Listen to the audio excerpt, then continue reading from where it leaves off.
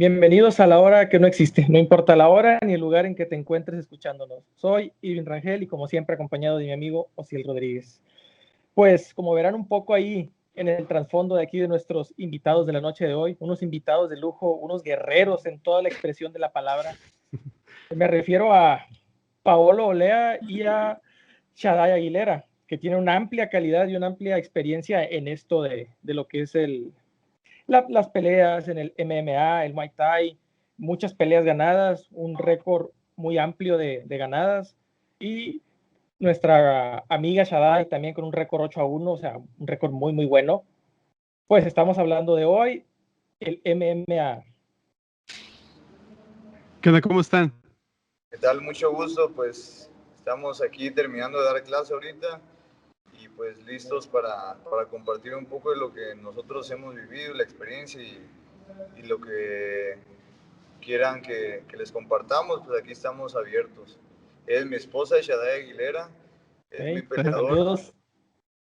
Y es también parte aquí del equipo de Unamis, también me ayuda como entrenadora.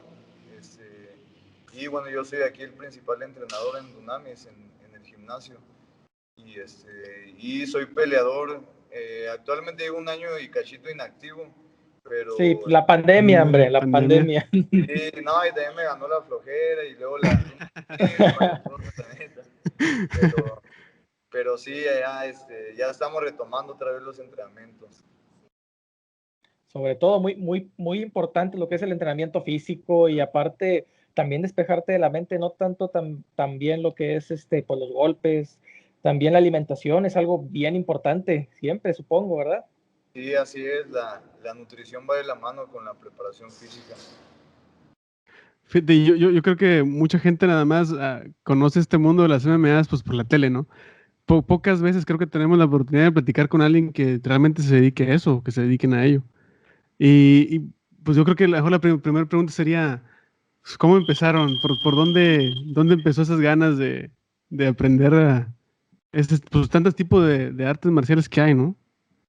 Sí, pues bueno, Bueno, por mi parte... Nomás no se peleen. Bueno, por mi parte, yo empecé, actualmente yo tengo 31 años. Yo empecé desde chiquito, desde que tenía 7 años. De los 7 a los 13 años hice taekwondo. Es el deporte de combate más común aquí en México. Porque muchos lo hacen el taekwondo, el boxeo. Posteriormente que hice varias competencias, de ahí me pasé a los 17 años más o menos. Empecé a entrenar boxeo allá en Sonora, en Obregón, Sonora, con el profesor Chino Barrón. Me llamó la atención la ver el boxeo porque tengo primos que entrenaban box y ahí me enseñaban un poco y pues a mí me interesaba siempre los golpes, ¿no? De ahí me pasé a entrenar Muay Thai, conocí el Muay Thai igual a los 18 años más o menos, allá en Sonora igual con el profesor Campillo. Y de ahí posteriormente pues ya me vine aquí a Cuautitlán Izcalli. Yo iba y venía, o sea, de Izcalli a Obregón, pero aquí en Izcalli me metí a kickboxing, Muay Thai, empecé a entrenar también lucha olímpica, jiu-jitsu brasileño, y todo esto me llevó, bueno, al final a hacer artes marciales mixtas, que mi fuerte fue más el Muay Thai, porque hice una carrera más larga ahí. Fui seleccionado nacional del 2016 al 2019 y así anduve yo peleando, entrenando y pues básicamente a mí me llamó la atención porque yo buscaba un escape, ¿no? Un escape siempre de qué poder hacer, algún deporte que me apasionara, y el deporte de combate la verdad es que siempre me ayudó, me agradó y me hizo también controlar, por ejemplo, muchos problemas de carácter, ¿no? Que traes desde la juventud. Por eso es que pues sí, eso es lo que he escuchado, que a veces es lo que le estaba comentando Irving la vez pasada, de que cuando uno ve a los bullies, ¿no? En la escuela, los que siempre se les bañan a los otros chavos, Y digo yo, no, a lo mejor los puedes llevar a enseñar MMA o algún tipo de arte, no porque los chavos se vayan a hacer pues peores, no, que como van a saber más, los van a golpear más a los otros más débiles, no, me refiero que como que te da un poco de, que será de humildad, te, te alinea, ¿no? Un poco, o sea, me refiero a si llevas al bully a entrenar, quizás ya no quiera golpear al débil, vaya.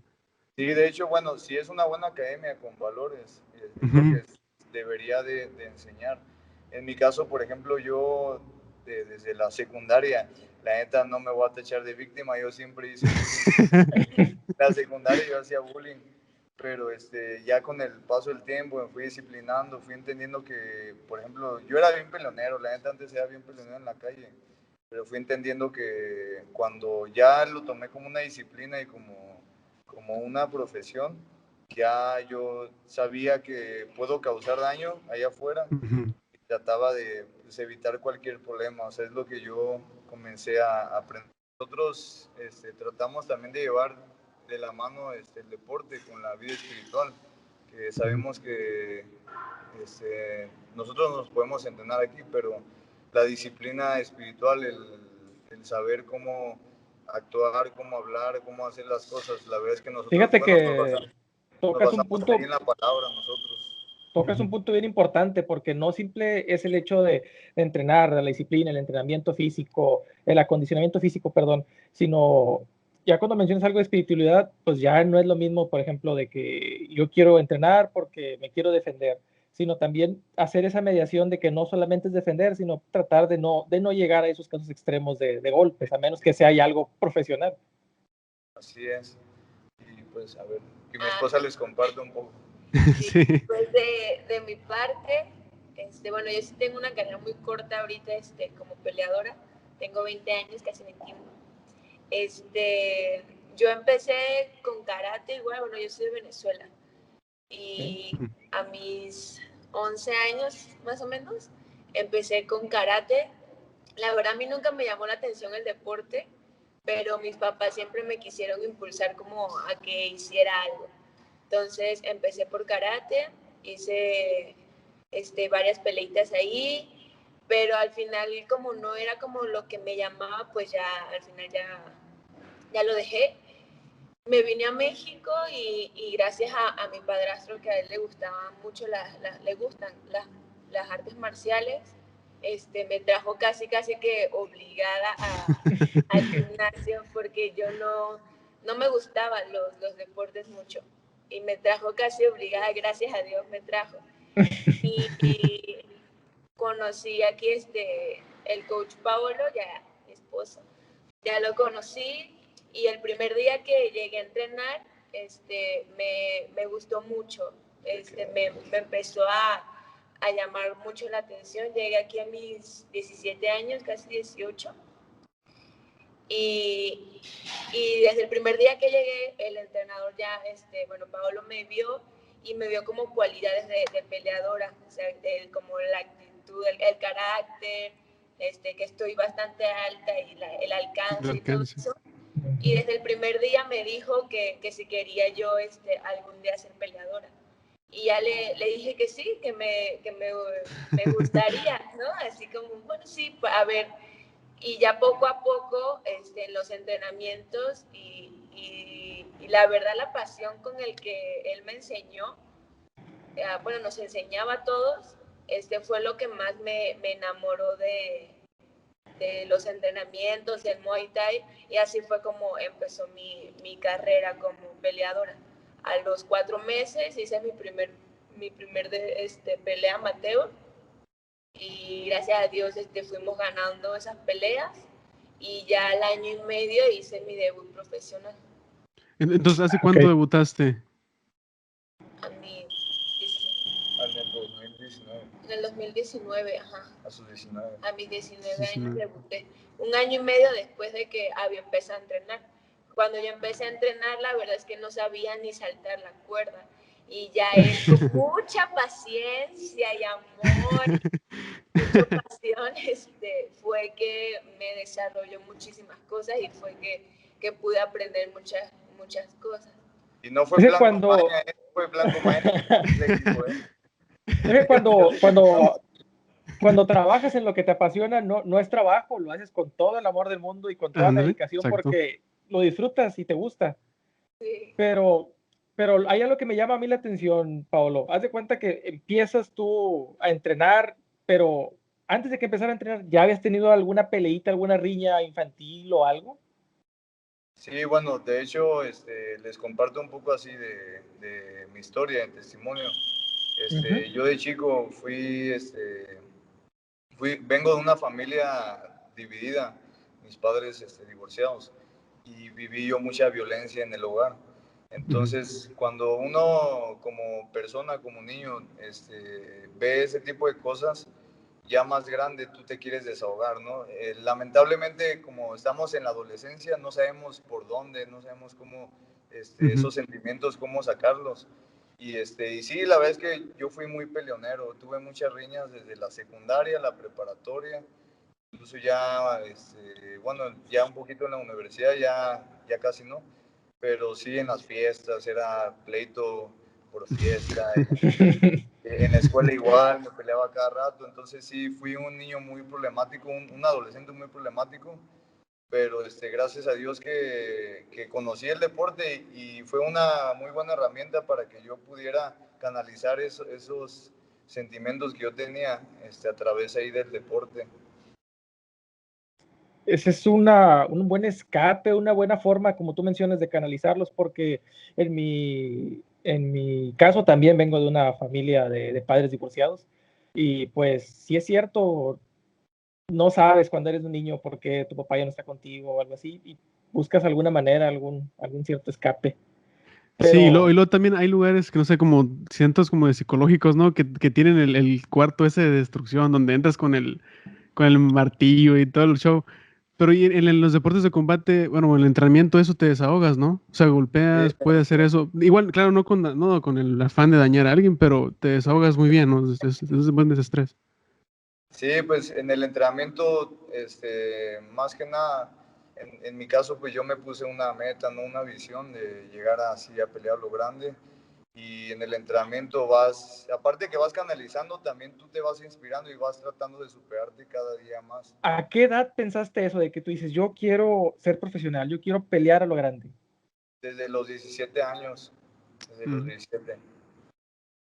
Fíjate, cuando eres todavía pues un adolescente, todavía en esa edad y pues ya que te forjas y a muy buena edad, porque es la edad en la que pues ya puedes ahora sí que profesional, ya con una edad ya cuando eres, vaya, mayor de edad.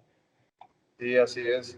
Y pues ya conforme fue pasando el tiempo, fui poniéndome más metas. Ahora, yo sabía que aquí, por ejemplo, en México, Mm. era muy difícil vivir del deporte. Entonces, Mm. también como el varón de casa, ¿no? Yo el mayor ahí de la familia, ahí con mi mamá, pues también ves la manera de cómo salir adelante, cómo ayudar también en el hogar y eso. Y yo también tuve una visión de que decía, no nada más, o sea, ya cuando empecé a pelear y todo, dije, no nada más voy a dedicarme a pelear, también quiero enseñar. Ok. También quiero enseñar y me gustaría transmitir lo que voy adquiriendo en conocimientos. Y de hecho, como entrenador, yo empecé muy joven, empecé a los 10 casi 19 años. Bueno, no, de hecho a los 18, en cuanto yo empecé a boxear y todo, hagan de cuenta que allá a mí me gustaba transmitir lo que yo aprendía con unos compas, por ejemplo, ahí en Hermosillo, que vivía con un primo en el barrio del Mariachi. Me gustaba llevarme a correr a todos los cholos, a todas las mandillas. Me los llevaba a correr y les enseñaba, mira, sé esto y esto, así les iba enseñando. Y luego igual aquí en Izcali, pues a los malandros, ¿no? A los drogadictos, yo trataba ahí de que canalizaran eso en vez de que se pusieran a Sí. drogarse. Ahí los agarraba en el parque y los enseñaba, los entrenaba. Y así fue como yo descubrí la pasión que también me gustaba transmitir, o sea, enseñar. No nada más pelear, pues. Ujú. Entonces eran como dos sueños que yo tenía a la par que iba formando, que era el del ser peleador y el de también ser entrenador. Oye, por ejemplo, ahí cuando dices que te gusta enseñar, para alguien que nunca ha peleado, que nunca ha tenido un entrenamiento de pelea, ¿por cuál disciplina crees que deberían de comenzar? De todas, ¿verdad? Que dices de lucha, jiu-jitsu, muay thai, kickboxing. ¿Qué le dirías? Mira, esta es la que deberías de empezar. Mira, en el caso de las artes marciales mixtas, si es que el interés es el MMA, como ahí es un deporte mixto donde tienes que conocer diferentes disciplinas, diferentes áreas de combate como el striking, que es el golpeo, el grappling, la lucha. Yo entrené boxeo, muay thai, lucha olímpica y jiu-jitsu brasileño. Y de los 4 deportes, yo les podría decir que el mejor deporte como base es la lucha olímpica, el wrestling. Porque la verdad es que la lucha te da una base excelente para lo que son artes marciales mixtas. No nada más en la parte técnica, sino también en la parte de coordinación, de preparación física. La verdad es que la lucha te exige demasiado, como es un deporte donde es el deporte de combate más antiguo. Entonces es un deporte que las reglas no te permiten tener pasividad. Por ejemplo, a diferencia del MMA, del jiu-jitsu, del boxeo, puedes ir para atrás, Okay. puedes, en el MMA vas al piso, te amarras. La lucha todo el tiempo es explosividad, vas al frente, al tope, vas, tratas de derribar, tratas de hacer puntos. Entonces la preparación física en la lucha, la verdad es que sí se me hizo muy Más completa. amplia. Lo cardiovascular, entonces ahí es básico, ¿no? Es muy explosivo, como comentas. Tiene mucha resistencia, sí es la resistencia, bueno, a nivel aeróbico y anaeróbico, de las dos maneras. Yo cuando empecé con esto, que quería ser entrenador, igual me aventé una licenciatura en acondicionamiento físico y eso yo lo llevé a la par y empecé a conocer varios aspectos, por ejemplo, de la preparación física para los peleadores, también en mi propia preparación. Y empecé a conocer por qué es que la lucha es una muy buena base. Ahora, no importa si no tienes como base la lucha, que tengas chance del boxeo, el muay thai, también son muy buenas bases. O sea, no importa, el caso es que tengas una base, que con esa base vayas creciendo y después ya le vas metiendo otra disciplina, pero sí es importante que tengas una base. Fíjate que ahí creo que lo más común en los niños es el karate, porque es el deporte que el papá te lleva, te pone y ahí vas a entrenar. Es como que la base. De hecho, bueno, también sí, las bases van dependiendo la zona, ¿no? El país, el deporte más popular. Pero independientemente, por ejemplo, del karate, el taekwondo, yo recomiendo mucho la lucha. De hecho, hay lucha para niños. Lamentablemente en México no hay muchos lugares como en Estados Unidos, que ahí a nivel colegial hay lucha en todos lados. Sí. Pero justamente por lo mismo, por lo que les decía, por las habilidades. Si se dan cuenta ahorita, la mayoría de campeones de UFC, su base es lucha olímpica. Incluso apenas Kamaru Usman, el africano que ganó, él hizo lucha a nivel colegial cuando estuvo en el equipo en Estados Unidos. Entonces, sí es una muy buena base la lucha olímpica. Sí, es lo que dicen, ¿no? De que a veces cuando entrenas nada más box, obviamente en una pelea de MMA o si te toca algo pasar, o sea, que te pase algo en la calle, pues es esa distancia de que te tiren un pie o que te tiren un takedown, pues la guardia de box es un poquito más cerrada, ¿no? Tiene que estar un poquito más cerca. Sí. Y eso es lo que... Y es que dependiendo, ¿no? O sea, si manejas guardia larga, guardia corta, si ya te acortan completamente la distancia y no tienes conocimientos, por ejemplo, de lucha, incluso de jiu-jitsu, ¿no? Ya sea lucha, jiu-jitsu, hablando de grappling, te llevan muy fácil al piso, ya no sabes qué hacer en el piso. A un boxeador, a un peleador de Muay, incluso un peleador de Muay Thai tiene más nociones de los agarres por el clinch. Pero aún así, cuando ya van al piso, pues ya es más difícil ya pelear, porque ya no tienen nociones. Es lo que te da la lucha y el jiu-jitsu también. Estaba platicando con un amigo, el amigo mide 1.90 y pesa el canijo 168. Es una cosa grande, ¿verdad? Pero me acuerdo que él me contó que una vez él se peleó, está en la universidad, ya estaba así en ese peso.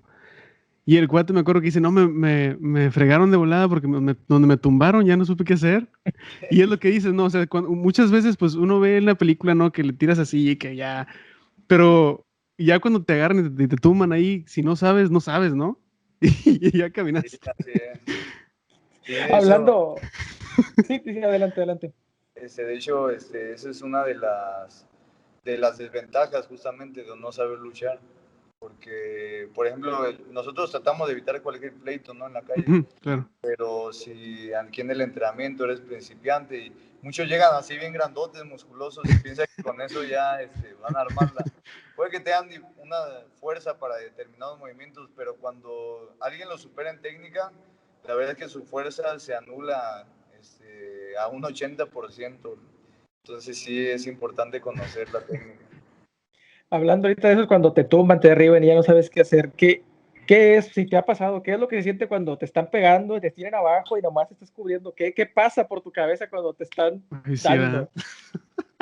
Pues dependiendo, por ejemplo, yo cuando empecé la carrera me tocó, no en una pelea, me tocó en un entrenamiento. Me acuerdo que recién estaba conociendo, por ejemplo, Jiu-Jitsu y todo eso. Y en un sparring de MMA, aquí en Atizapán, con un profesor que se llamaba Abraham Vega, me acuerdo que me montaron y ya no sabía yo qué hacer. Me estaba pegando, no me estaba pegando al 100% el otro, pero pues sí, o sea, te sientes como si estuvieras en el agua, como dicen, y no sabes nadar, entonces sí es algo ahí complicado. Ya en una pelea, la verdad es que ya teniendo conocimientos, incluso cuando te montan, ya no sientes ese temor, ya tienes más como nociones de cómo moverte, cómo escaparte. Hubo una pelea que tuve que fue por decisión de vida que se la dio a mi rival, pero en una parte de la pelea me llegó a montar, me tuvo un minuto ahí y me quería pegar, pero incluso hasta yo me esquivaba y me reía enfrente de él y yo estaba abajo. Y ya llega una confianza en la que ya incluso los golpes, si no lo sientes duro, ya hasta, pues dices, no me va a hacer nada, o sea, me trataba de escapar, pero ya por la fatiga no logré hacer bien las técnicas y terminó el round ahí, pero ya incluso hasta andaba riéndome ahí arriba. Es parte de meterte en la psicología del rival, de a ver qué Sí, dice. Pero al momento de que estás en la pelea, cuando estás peleando con tu rival, ¿hay alguna vez en que te lo has tomado personal o solamente es, o sea, que solamente es por la pura pelea? Pues mira, la verdad es que siempre hay que entrar con una cabeza fría en una pelea, porque si no hay muchas veces, si te dejas llevar por las emociones, muchas veces puedes terminar perdiendo. Muchas peleas que tuve, yo siempre entré con una cabeza fría, trataba de llevar la estrategia que ya tenía hecha, planificada, trataba de llevar bien las técnicas.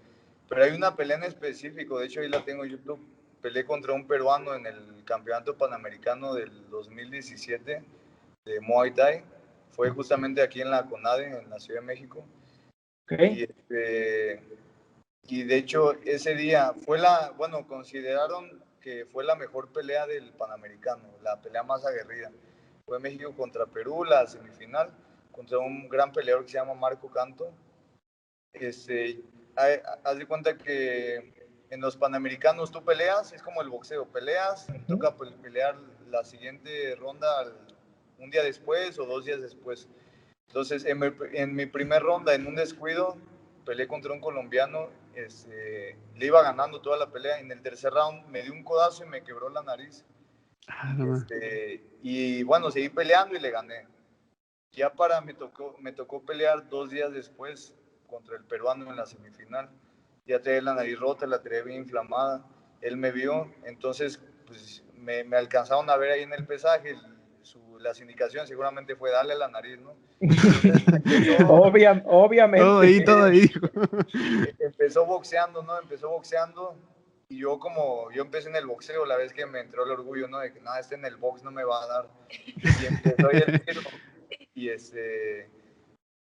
Desde el principio me acuerdo que me tiró un golpe, un jab, apenas me rozó, sentí la gotita de sangre, me tiró una patada, se la caché, le tiré un cruzado y lo tumbé. Y en el piso, como lo tumbé, como se permiten las barreras en Muay Thai, me alcancé a ir con él. Entonces chocó mi nariz y me acuerdo que empezó a sangrar. O sea, no mucho, pero sí poquito. Y para los jueces, bueno, eso fue un poco como escandaloso. No, el público de la pelea tan aguerrida ya para el segundo round estuvo muy cerrada. Para el tercer round el público estaba prendidísimo, así. Los de México y la porra de Perú andaban, Perú, México. Me acuerdo que yo tenía ahí familia, tenía ahí tíos, a mi mamá, y tenía así varios también del equipo de México. Y me acuerdo que se calentó tanto que hasta ahí en la porra se querían agarrar entre ellos. Entonces fue tan caliente la pelea que me pasó algo que no debió haber pasado, que me calenté.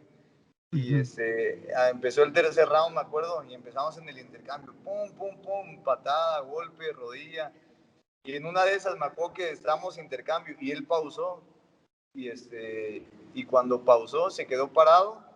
Y yo la neta, pues sí se me fue, ¿no? Le dije, vente, vente. Le dije una grosería, ¿no? Le dije, vente, pues. Le dije, vente. Y estaba bien caliente. Y bueno, al final el round, la neta, ahí está en YouTube, está bien aguerrido, pues. Hay que verla. ¿Cómo Sí, lo o sea, buscamos? ¿Cómo en lo ese buscamos momento sí lo tomé para como verla? personal, porque al final rezaba representar, traía la bandera de México, ¿no? La carga de México ahí. Sí. Sí, hablando de eso, ¿qué se siente cuando estás representando a tu país? ¿Qué sientes en esa presión? ¿O simplemente vas mentalizado en vengo a hacer mi trabajo y ya? No, pues la verdad es que cuando vas a representar a tu país traes una carga fuerte, porque dices, o sea, voy a pelear no nada más por mí, o sea, principalmente, bueno, peleas para tú ganar, ¿no? Como les digo a los chavos, primero poniendo a Dios por delante, y luego después tratar de tú sobresalir, pero después de eso traes la bandera de México, o sea, vas a representar a tu país, o sea, el orgullo de que no, o sea, a mí no me tumban porque soy mexicano y voy con la bandera de México. A mí me tocó, por ejemplo, en la última pelea de mi esposa, fue el debut profesional. Peleó contra una peleadora muy experimentada aquí en México, que tenía 11 peleas invicta. No había perdido ninguna en su carrera profesional, aparte ya tenía una carrera amateur. Y mi esposa era su debut profesional. Pero para vender la pelea, fue en Tijuana, hizo la pelea. Para venderla, la anunciaron como pelea internacional. Entonces, mi esposa, como todavía tiene la nacionalidad venezolana, le pusieron Venezuela contra México. Por ejemplo, ahí yo andaba, o sea, yo pues apoyando a mi esposa, a mí no me importaba, pues, Venezuela, ¿no? Pero sí traía como que ese conflicto, pues orgulloso de mi esposa, pero como venció una mexicana, entonces sí era algo como una batalla en la cabeza, porque yo había representado a mi país antes, entonces sí era una batalla, ¿no? Pero al final, pues apoyé a mi esposa, ganamos como equipo de Unamis, la bandera de Venezuela ahí se alzó, pero bueno, nada más ha sido el único conflicto que yo he tenido ahí en mi cabeza. Oye, Oye, ¿y qué sentiste ya cuando ganaste, cuando en tu debut? Bueno, no, de hecho desde el inicio, ¿no? Desde que estabas afuera de los vestidores, cuando ibas apenas a salir al debut.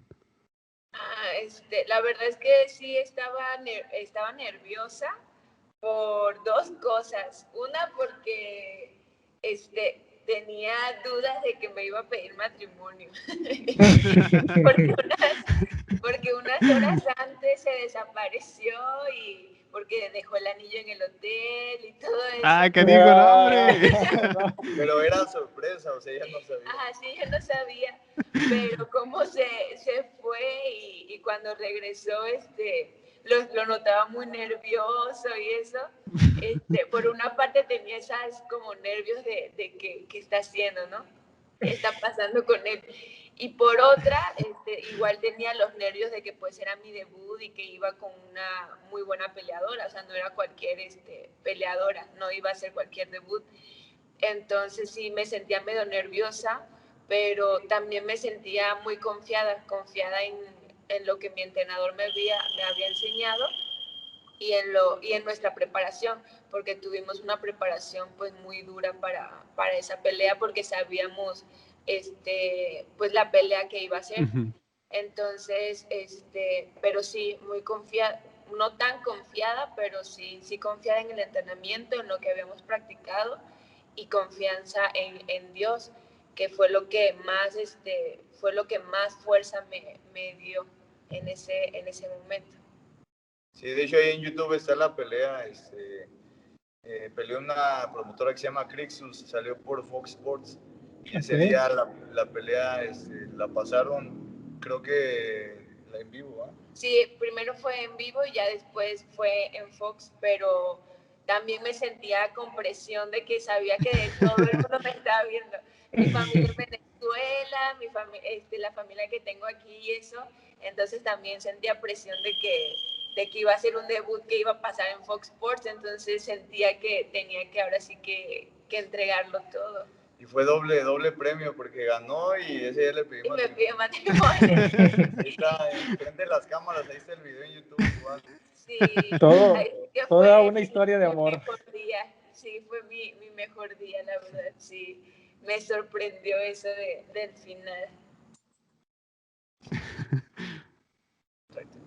Qué buena historia. Es una anécdota pues que no se puede comparar con ninguna otra porque sales del combate, sales cansada, sales hasta todavía con esa furor de la adrenalina. La adrenalina y ya te calmaron y se te olvidó la pelea. Estoy seguro que ya no supiste qué onda. Sí. Va, dejen traigo el cargador rápido, porque si no, no se me vaya a acabar rápido. El MMA vino a revolucionar las artes marciales mixtas y pues se mostró que realmente funciona. ¿Cómo tú ves el impulso de esta disciplina, de este deporte, de esta modalidad de pelea? Sí, porque fíjate, a lo que también me acuerdo yo es de que, no sé, si te vas atrás al tiempo de las películas de Bruce Lee y todo ese show, había muchas cosas o artes marciales que había duda de que si funcionaran o no, ¿no? Me acuerdo que estaban los que, no sé, los que te golpeaban nada más como que movían las manos y te caías. O el que doblaba la mano y no, vas, ¡pum! Para abajo. Y había muchas dudas, ¿no? Y luego me acuerdo que cuando entró primero la UFC, creo que la UFC 1, fue cuando metieron, creo que en clases separadas, ¿no? Como que el de Jiu-Jitsu contra el luchador, contra el boxeador, contra el kickboxer. Y luego ahí ya se vieron realmente qué es lo que funcionaba, ¿no? Eso es cuando se corroboró. Antes de eso no había tanto, había más misticismo de que no, quizás sí funciona aquel que avienta manotazos con el aire, ¿no? No sé. Y de hecho, bueno, yo lo que opino acerca de eso es que, por ejemplo, las artes marciales mixtas vinieron a demostrar qué es lo más efectivo en un combate cuerpo a cuerpo con una persona, ¿no? O sea, si no está armada, si es Sí, con las mismas posibilidades. Y en el caso de las técnicas, sin menospreciar otras, yo creo que más bien lo que más ha prevalecido, lo más efectivo que se ha demostrado que es justamente, bueno, la lucha olímpica, el wrestling, el Muay Thai, el Jiu-Jitsu brasileño y el boxeo. O sea, es de los principales, ahora sí que artes que se manejan dentro de un octágono y los peleadores que tienen la base de esas disciplinas. Un ejemplo, Valentina Shevchenko, una peleadora de UFC apenas que quedó campeona otra vez. Ella, su base es el Muay Thai. Ella incluso llegó a ir a los mundiales de la Federación de IFMA, los mundiales de Muay Thai. Llegó a representar a Perú. Ella es de Kirguistán, pero representa a Perú porque pues radica en Perú y Perú también le daba ahora sí que una parte por representar al país de Perú, pero ella pues su base fue Muay Thai, ¿no? Hay otros que su base es la lucha y así, o sea, sin menospreciar otras artes, por ejemplo, muy pocos que han llegado, de hecho no conozco así, por ejemplo, campeones, más que el Lyoto Machida, que su base fue karate. Pero de ahí en fuera la mayoría es lucha, o sea, wrestling, un background ahí de wrestling, jiu-jitsu brasileño, muay thai y boxeo. Un ejemplo, Holly Holm, su base es boxeo. Y en el caso de una judoka que fue Ronda Rousey, que la verdad es que el judo sin el kimono se convierte pues en la lucha, porque los agarres no usas el kimono, o sea, todos los agarres son los que se usan en la lucha. Y, y por ejemplo, muchos dicen también el kickboxing, pero la verdad es que el kickboxing a diferencia del Muay Thai, el kickboxing es un sistema de combate, que es, por ejemplo, boxeo, pateo, rodillas. Eh, es más, hay unos que es boxeo combinado con Muay Thai para usar esas técnicas, otros boxeo combinado con karate o taekwondo, pero pues la verdad es que ese estilo también es muy parecido a lo que se utiliza en el Muay Thai, entonces se podría hacer entre kickboxing y Muay Thai también. Pero, por ejemplo, si fuese el kickboxing por sí solo, ¿qué es lo que no beneficia? ¿Sería el tipo de distancias o cómo? De hecho, el kickboxing a nivel mundial, hay muchas ligas muy buenas. Por ejemplo, está Glory, Bellator Kickboxing también sacó. También One Championship hace peleas en modalidad de kickboxing y de Muay Thai. Pero lo que yo veo el kickboxing un poco limitado en cuestión del MMA. O sea, no es que sea malo, pero me refiero Sí, limitado para MMA. Ajá. por las distancias cortas, porque en el kickboxing te acostumbras mucho que en la distancia corta mete las manos, pero en el Muay Thai tienes un arma más letal que es los codos y el clinch y los agarres. Y en el caso de las rodillas, bueno, en el kickboxing no son tan usadas a la corta distancia, porque en el clinch, por ejemplo, te dejan estar muy poquito tiempo nada más. Yo peleé kickboxing en Estados Unidos, en un sistema que se llama WACO, pero, pero yo lo diferencié mucho del Muay Thai. Es que cambia demasiado. A mí el Muay Thai se me hace pues, un arte marcial. Aparte es un arte marcial y el kickboxing es un deporte de combate, es muy diferente.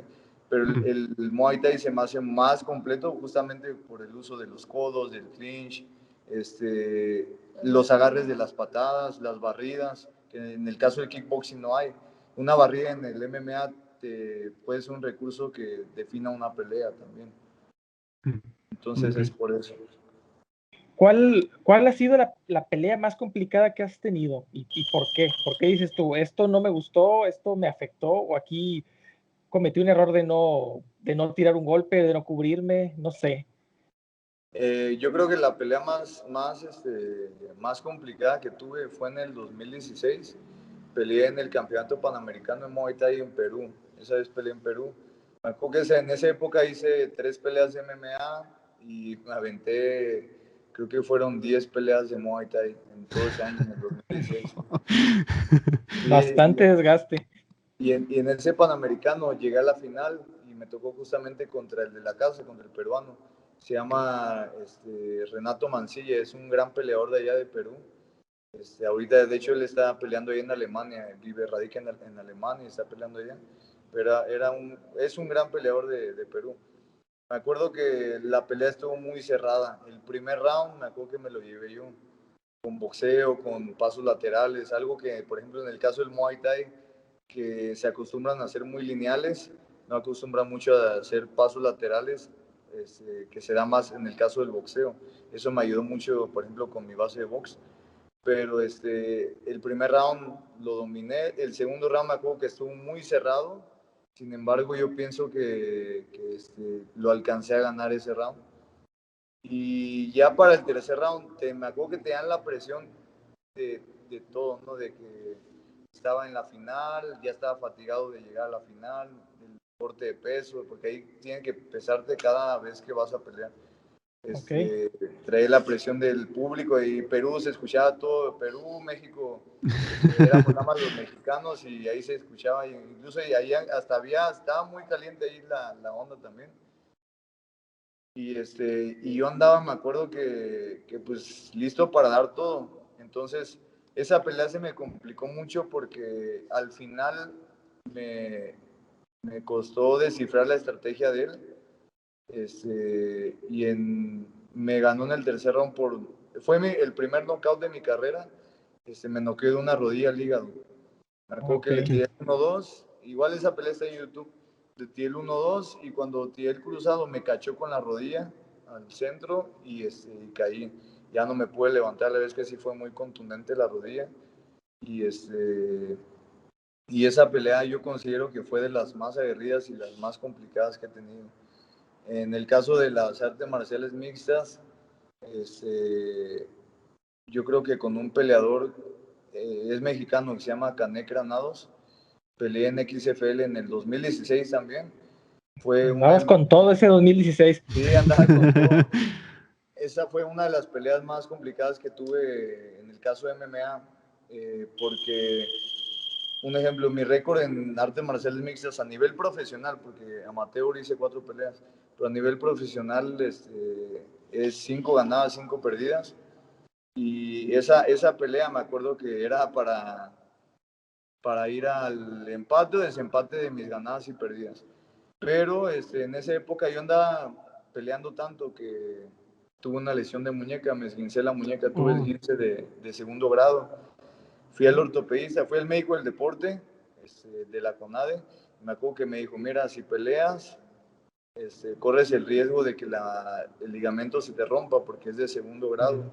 Cuando pasa a tercer grado se te rompe y te tendríamos que operar. Pero me acuerdo que en esa época, sinceramente, yo andaba pasando en una etapa económica muy mala. Y pues yo andaba bien apasionado en esto del MMA. Y como nos iban a pagar en la pelea y tenía unos patrocinadores, dije, no, pues tengo que pelear, tengo que pelear. Y me lesioné, de hecho, una semana y media antes de la pelea. Y dije, no, no va a tirar la pelea. Y así me aventé la pelea. Me acuerdo que el primer round yo lo gané ahí por puntos, por dominio. Yo iba todo el tiempo proponiendo. En el segundo round fue cuando estaba muy parejo el round, incluso yo era el que iba atacando, pero fue cuando al final del round, cuando me alcanzó a hacer un derribe y que me iba a montar y que estuvo un minuto abajo. Yo pienso que eso fue lo que definió los jueces. Y al tercer round, ya con la fatiga que traía, la muñeca ya bien, bien jodida, la neta. El tercer round, pues el otro nada más se dedicó a ir para atrás, para atrás, para atrás. Ajá. Y yo lo iba persiguiendo y trataba, fíjate, era la muñeca izquierda, la del jab. Entonces trataba yo de hacer mi estrategia sin golpear con esa mano. La verdad es que se me complicó mucho. Y al final de la pelea, me acuerdo, los últimos 10 segundos le di con todo, con rodillas y codos. Me acuerdo que le di 2 rodillazos y 2 codazos al final. Y todavía sonó la campana y le di uno último y ya. Un pilón. Sí. Y sí, justamente por esa lesión, yo creo que en el cuestión de pelea de MMA fue de las peleas más complicadas que he tenido. Oye, ahorita que mencionas sobre las lesiones, a veces, no sé, es que siento que los entrenamientos son muy difíciles, ¿no? Me imagino.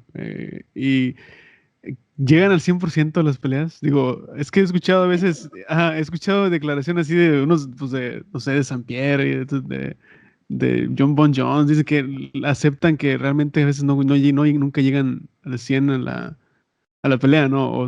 Pero obviamente no lo dicen.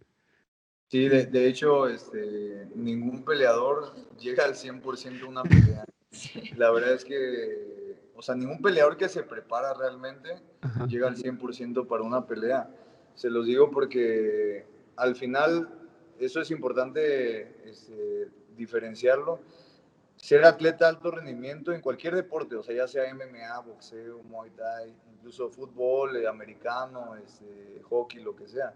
Ser atleta de alto rendimiento no es saludable. O sea, no es al contrario, estás atentando contra tu propia salud porque estás llevando tu cuerpo al máximo, Al límite. a límites donde pues, no está diseñado, ¿no? Entonces es muy diferente un ejemplo, alguien que viene a hacer deporte por salud, viene a desahogarse, aquí a entrenar, a aprender la técnica, y muy diferente a un peleador. Un peleador pues entrenas tus sesiones, dependiendo de la etapa, está la etapa general, la etapa específica, la etapa precompetitiva y competitiva. Entrenas de una etapa general, digamos, incluso llegas a entrenar 6, 7 horas, en una etapa ya más específica entrenas 4, 3 horas, en una etapa precompetitiva y competitiva entrenas de 2 a 3 horas. ¿Y Ya se va baja intensificando ¿Mande? y se va intensificando Sí, siempre va en relación al volumen y la intensidad. Por ejemplo, cuando son muchas horas no le puedes meter mucha intensidad porque te lesionarías, ahí te cabrías tu cuerpo. Entonces, cuando es intensidades muy altas, ahí el volumen del entrenamiento debe ser bajo. Entonces ya cuando entrenas 2, 3 horas ya en la etapa precompetitiva, competitiva, ya la verdad es que ahí es cuando le metes tanto que muchas veces ahí te lesionas. Y todos los peleadores llegan bien jodidos, ¿no? Que la esquinilla tocada, que la espalda, que la mandíbula, que la nariz, que el puño, que la muñeca. O sea, la verdad es que nunca llegas entero. Incluso el corte de peso, porque muchos llegamos a cortar mucho peso para dar el peso en una pelea.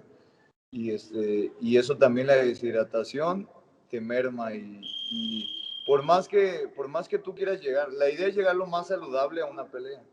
Pero por más que tú quieras llegar después de un corte de peso, a pesar de que te lo lleva un nutriólogo que sabe y todo. ¿Qué tan complicado es Sí. que influye el corte de peso en la pelea? ¿Qué tanto? O sea, mejor le preguntes cuánto cortas, ¿no? O sea, cuánto es lo más que se puede cortar de peso. Mira, lo ideal es, nosotros tomamos un curso que se llamó Curso de Metodología del Entrenamiento para Deportes de Combate. Lo llevamos con el entrenador de la Selección Nacional de Lucha Olímpica, que se llama Sergio Pérez.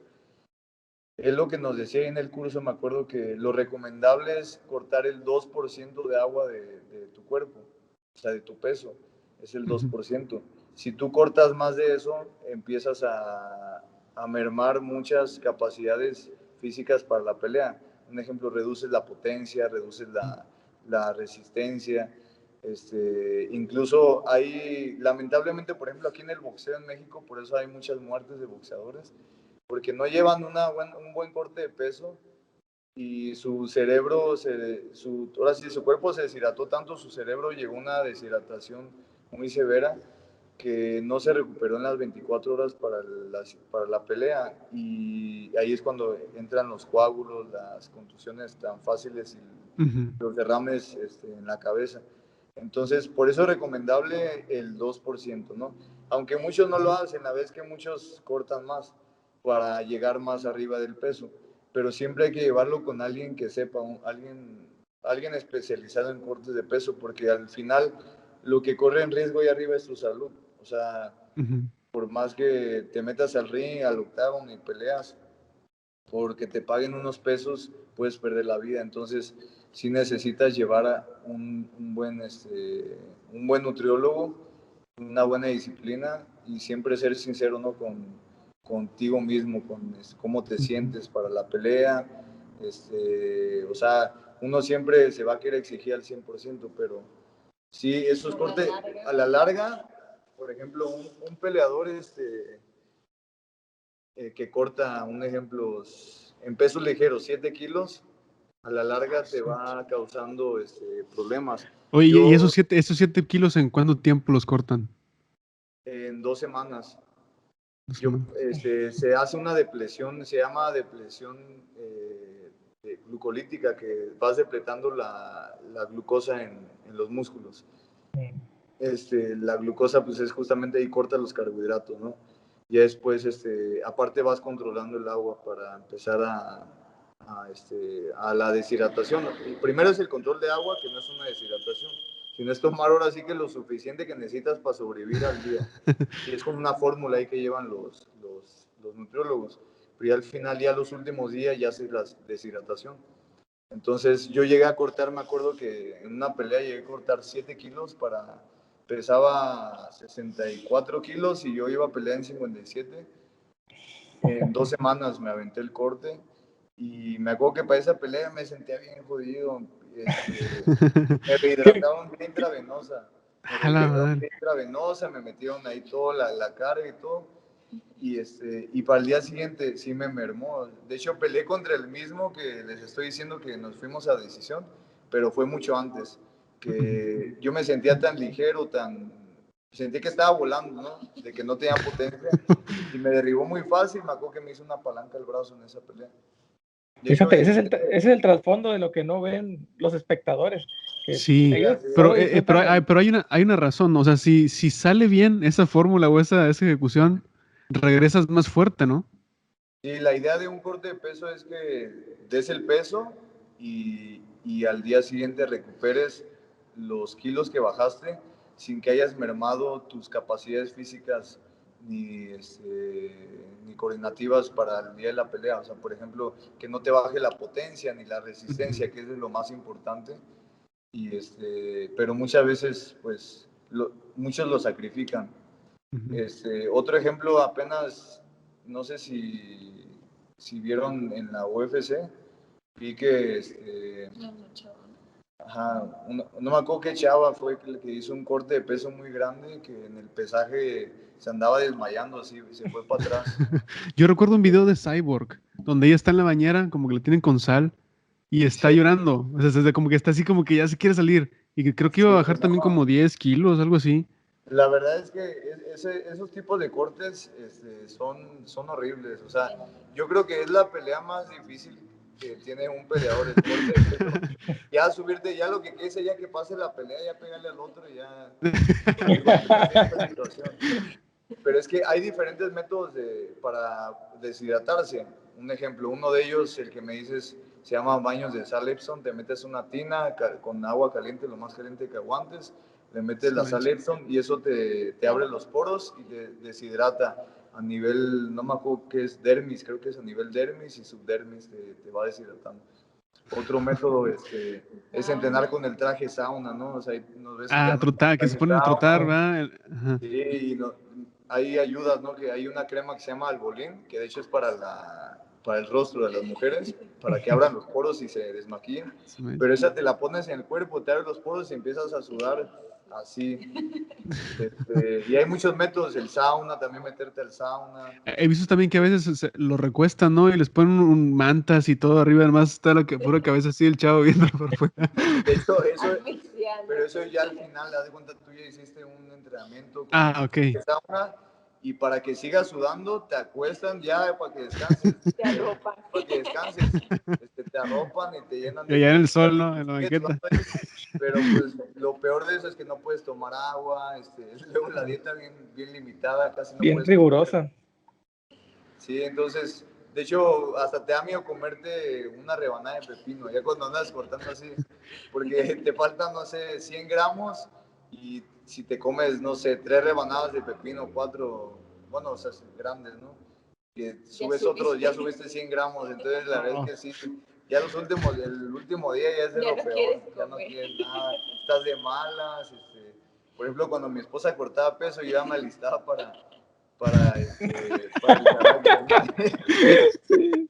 Oye, Pues entonces pienso de... por eso en los pesajes me acuerdo que siempre salen a veces de volada tomando agua, ¿o no? Ya pasan la báscula y de volada le pasan el agua Sí, o el azuero o No, algo. pero no tanto. no puedes tomar tanto, y de hecho no es agua tal cual, lo principal que debes de empezar a tomar es suero, para recuperar justamente el potasio, el sodio y los líquidos que los retengas. Y es poco a poco. Lo peor de todo es que no te lo puedes tomar así porque te dan ganas de tomarte 5 litros Todo. de agua de limón, pero ¿por qué? Porque si tú te lo tomas de rápido, te vuelves a deshidratar. Entonces, Ah, tienes que irlo tomando así de De traguitos, Mm. dejarte de comer tu fruta. Sí, me acuerdo que una vez cortamos peso los dos juntos para una pelea. Ese día no nos aguantamos los bien dos. enojados los dos. Se iba a hacer la pelea antes de que nos subiera. Al término de la pelea, ¿qué es lo que haces? ¿Qué dices? Ya terminé la pelea, ya pasó lo que tenía que pasar, independientemente del resultado. ¿Qué sigue para ti? Para ustedes, vaya, para los dos. Pues mira, primeramente cuando termina la pelea, pues primero agradecer a Dios, ¿no? Que estás vivo y que tu rival que no haya tenido lesiones importantes y posteriormente pues bueno, ir a saludar a la esquina del otro, agradecer pues, a tu oponente porque al final los dos nos preparamos para dar un espectáculo, los dos tuvimos un beneficio, ya sea de paga, de patrocinadores, de carrera, de currículum, de lo que sea. Entonces somos dos atletas que nos preparamos para lo mismo. Ya después, la mentalidad de un peleador que quiere sobresalir es justamente pues seguir entrenando, ¿sabes qué? Viene otra pelea, vamos a seguirnos preparando, ¿no? Entonces, esa es la mentalidad que tenemos, ¿no? como atletas. Oye, Y, pero ¿y cómo lo manejan eso? Ya ves que en ocasiones dicen unos que se van como que a campamentos, como le llaman, es como que entra el training camp, o sea, los meses que más entrenan, o realmente siempre entrenas, o entrenan ambos. No, por ejemplo, los training camps, como te comentaba, en una etapa general de una preparación, no conviene tanto hacer un training camp. Ahí haces las bases con tu entrenador, la base técnica, la preparación física, desarrollo de fuerza, resistencia. Ya en una etapa especial, se llama etapa especial, se llama así porque te especificas en, ¿sabes qué? Me voy a dedicar a desarrollar este tipo de fuerza, ¿sabes qué? Fuerza potencia, y potencia aeróbica, resistencia. Y aparte, en la parte técnica empiezas a meter complejos, de que sabes que me falla el contraataque, voy a meterme al contraataque. Ya en una etapa especial ya te puedes empezar a ir de campamento. Pero ya en la etapa precompetitiva y competitiva, que es el último mes y medio, es cuando conviene más los training camps, porque ahí te concentras y te dedicas, ya tienes una base, ya tienes la base, ya tienes la preparación física, ya nada más ahí te tienes que mantener y dedicarte pues al combate, ¿no? A sparring, sistema nucleo. Y sí, o sea, sí conviene, la verdad es que yo una vez estuve en training camp en Las Vegas, en un campamento que se llama Syndicate, y estuve con peleadores de UFC, de Bellator y así varios, de varios peleadores. Y te concentras nada más en entrenar, comer, dormir, entrenar otra vez. Entonces esa es la ventaja de un training camp, te concentras, o sea, una concentración. Un ejemplo, yo cuando hacía lucha olímpica, gracias a Dios se me dio la oportunidad de entrenar con los seleccionados en el CENAR, en el Centro Nacional de Alto Rendimiento, y incluso me llegaba a quedar ahí, no siendo seleccionado, sino entrenaba con ellos, pero me llegó a tocar ver cómo ellos pues viven ahí, literal, se dedican totalmente a entrenar un ciclo olímpico para 4 años. Es que vienen las Olimpiadas del 2020, 2021 ahorita, un ejemplo, y nos vamos a dedicar esos 4 años bueno, ahí el preparador es el que hace el planificador, ¿no? Sí. Y ya te va especializando las competencias, es que esas competencias van a ser de preparación, esas competencias son importantes y así. Entonces, sí es importante concentrarse en una pelea, en un campamento. Ok. ¿Algo más, Osiel, que se me esté pasando? No, pues, ¿no tienen un ritual o algo antes de salir a pelear? O sea, algo así como que no se vayan al espejo, ¿no? De que no, yo lo voy a ganar, yo que no sé qué. Y antes de salir, o sea, algo que hagan. Pues mira, la verdad es que nosotros, por ejemplo, yo sí tengo algo ya que hice con los peleadores, ya que se quedó así como rutina. Primeramente lo que hacemos es, yo lo que hago con ellos, hago una estrategia, ¿no? Primero los distraigo, o sea, de que mira, jijiji, jajaja, mira esto, o sea, unas 3 horas antes de la pelea, para que no esté nervioso, porque si no eso te va acabando mentalmente y físicamente el estrés y todo. Andas ahí, que la risa y esto, bromeando con los peleadores, ahí me la paso. Después de esto, ya cuando estamos ya en los camerinos, hacemos primero el calentamiento, repasamos estrategias, hacemos ya al final, antes de salir al octágono, al ring, un calentamiento ya fuerte, donde ya eleva la temperatura listo para que el cuerpo esté pues, para pelear En condiciones.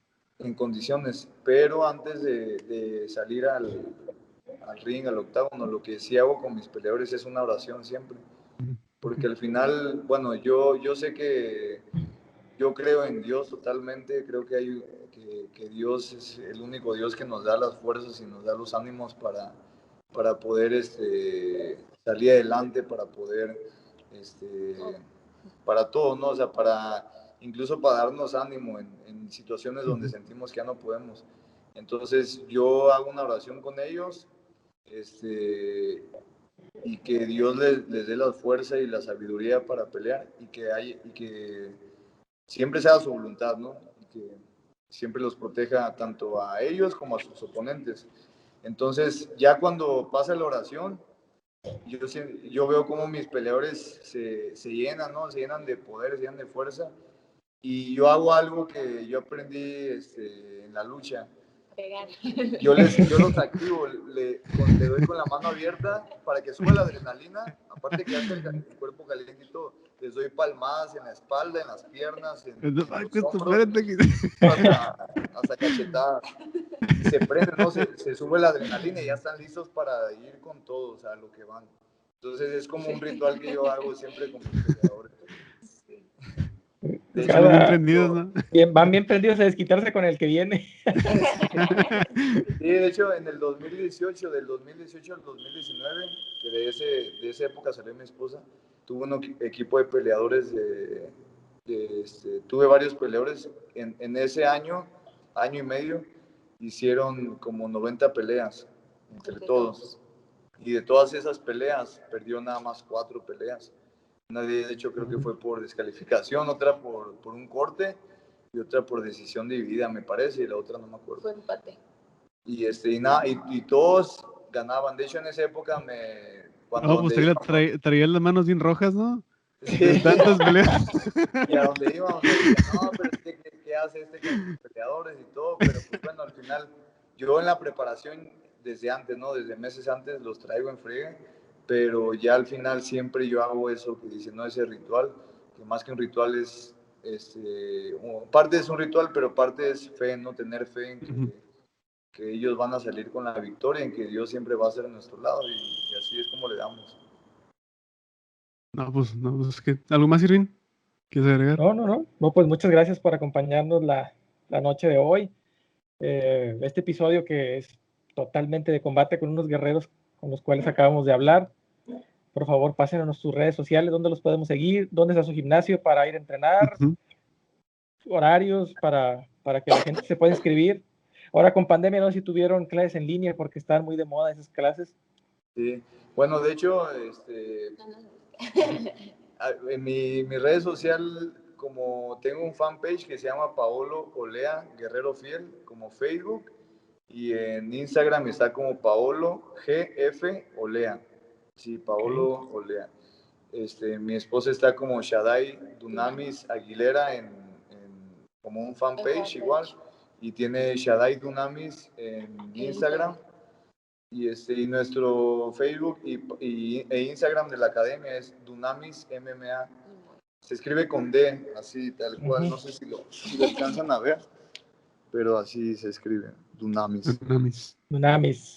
Dunamis MMA, Instagram y Facebook. Y bueno, ahorita ya que estamos en semáforo amarillo ya tenemos grupos reducidos de 16 personas. En la pandemia, de hecho, nosotros sí cerramos 6 meses, nos mantuvimos solamente haciendo entrenamientos personalizados, a domicilio o también aquí en el gimnasio, pero pues ya ahorita gracias a Dios ya estamos dando grupos otra vez. Qué bueno. Entonces por ahí nos pueden contactar y estamos en Cuautitlán Izcalli nosotros, aquí en Cuautitlán Izcalli, en el Estado de México. Sale. No, pues muchas gracias por acompañarnos, fue una plática muy buena. No, gracias a ustedes por la Hasta luego. Y pues, aquí estamos cuando gusten. Gracias. Hasta luego. Bendiciones, hasta luego. Bendiciones.